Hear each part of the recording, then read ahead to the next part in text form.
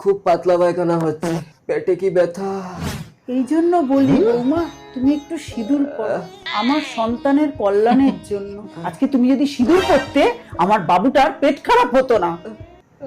8,500 টাকা electric bill আসছে।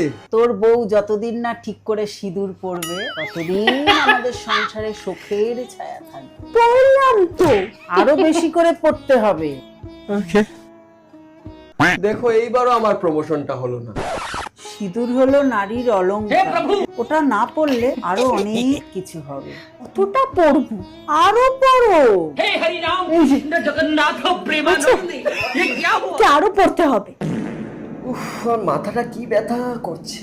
না, আমি বলছিলাম আর বলতে হবে না, ও বুঝে গেছে।